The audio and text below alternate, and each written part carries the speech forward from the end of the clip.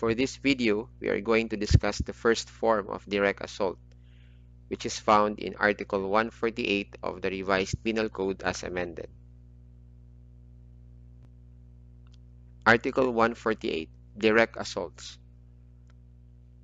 Any person or persons who, without a public uprising, shall employ force or intimidation for the attainment of any of the purposes enumerated in defining the crimes of rebellion and sedition, or shall attack, employ force, or seriously intimidate or resist any person in authority or any of his agents, while engaged in the performance of official duties, or on occasion of such performance, shall suffer the penalty of prison correctional in its medium and maximum periods and a fine not exceeding 200,000 pesos when the assault is committed with a weapon, or when the offender is a public officer or employee, or when the offender lays hands upon a person in authority. If none of these circumstances be present, the penalty of prison correctional in its minimum period and a fine not exceeding 100,000 pesos shall be imposed.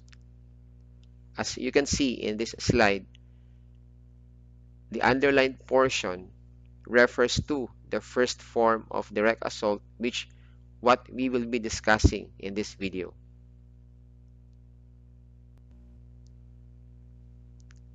What is then direct assault of the first form?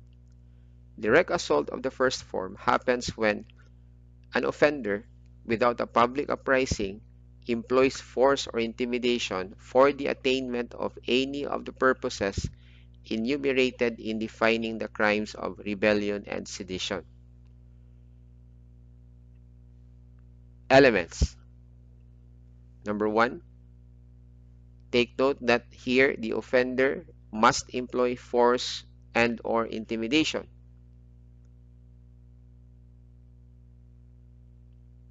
Second, the offender's aim is to attain any of the purposes of the crime of rebellion or any of the objects in the crime of sedition. And number 3, there is no public uprising. So take note of these 3 elements. Now, how do we then compare the first form of direct assault with rebellion? Because as you may have already noticed, the purpose of direct assault of the first form is similar with the purposes of rebellion and sedition. So first, we will compare the crime of rebellion with the crime of direct assault of the first form. The first distinction is, in rebellion, there must be a public uprising, whereas in direct assault of the first form, there is no public uprising. Second distinction, in rebellion, the offenders must take arms or must take up arms against the government or the duly constituted authorities, whereas in direct assault of the first form, the offender employs force or intimidation. But here lies the distinction. The offender employs force or intimidation with or without arms. But in rebellion, the offenders simply take up arms against the government without necessarily employing force or intimidation, although in rebellion, the offenders may commit common crimes in furtherance of the rebellion, and such common crimes will then become absorbed in the rebellion itself. Third distinction, or this is not really a distinction, but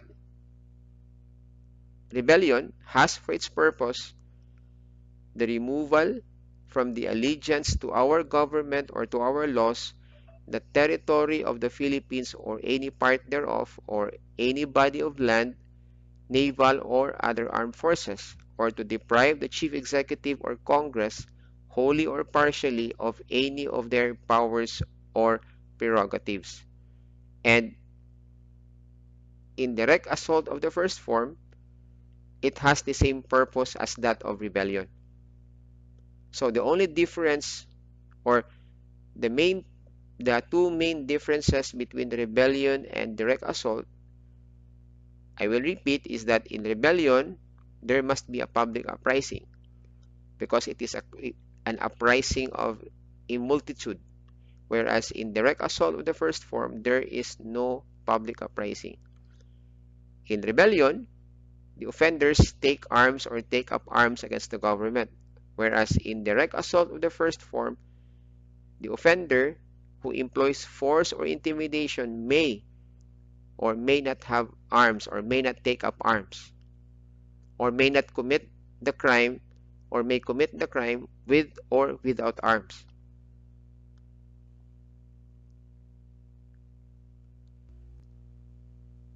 What about the crime of sedition? How does it differentiate from the crime of direct assault of the first form? There is actually only one distinction between the two crimes, and that is, in sedition, the offenders must rise publicly and tumultuously. Take note of the conjunctive word and. It is not enough that the offenders merely rise publicly. The rising of the offenders must also be tumultuous. That's why here the offenders should rise publicly and tumultuously. Whereas in direct assault of the first form, there is no such requirement. A public uprising is not even required.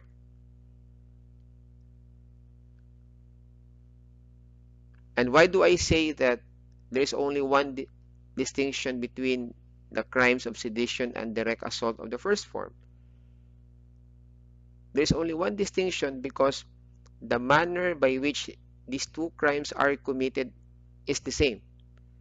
For both crimes, the offenders or the offender employs force, intimidation, or other means outside of legal methods. Same goes for direct assault of the first form. The offender employs force or intimidation with or without arms. Likewise, in sedition, the purpose is to attain any of the objectives mentioned in said Article 139.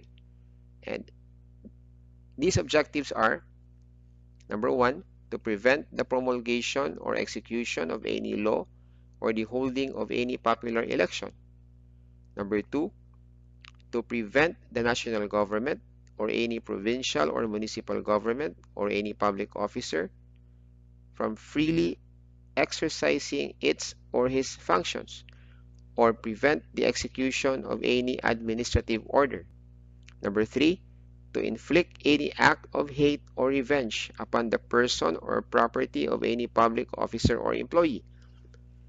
Number four, to commit for any political or social end any act of hate or revenge against private persons or any social class.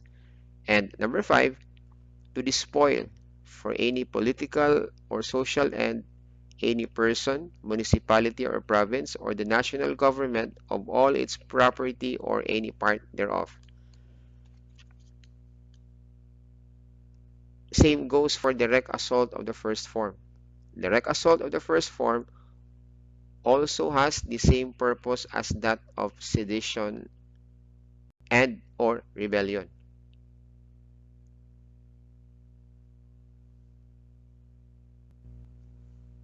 Examples. In the case of U.S. versus Dirain, the chief of police and four of his men compelled the mayor by force to go to the municipal building and detained him there because the mayor was not able to pay them their salaries for some time already. Here, the accused, I am referring to the chief of police and his men, inflicted an act of hate or revenge upon the municipal mayor, which is what? One of the objects of sedition.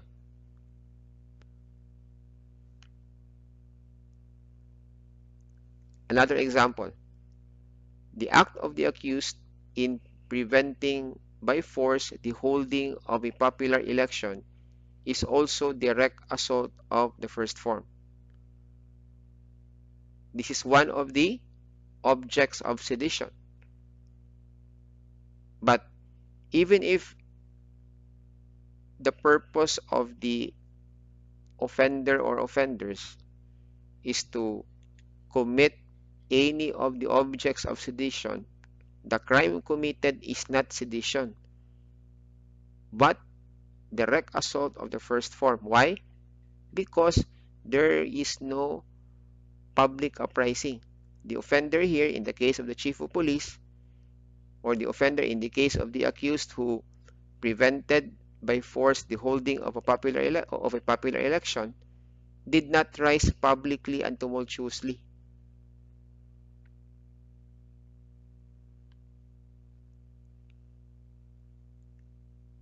Lastly, take note that the offended party in the first form of direct assault may be a person in authority or an agent of a person in authority, a private individual, or a person belonging to a social class. In other words, it is not necessary that the offended party in the crime of direct assault of the first form be a person in authority or his agent. The offended party can be a private individual or, like what I said, any person belonging to a social class.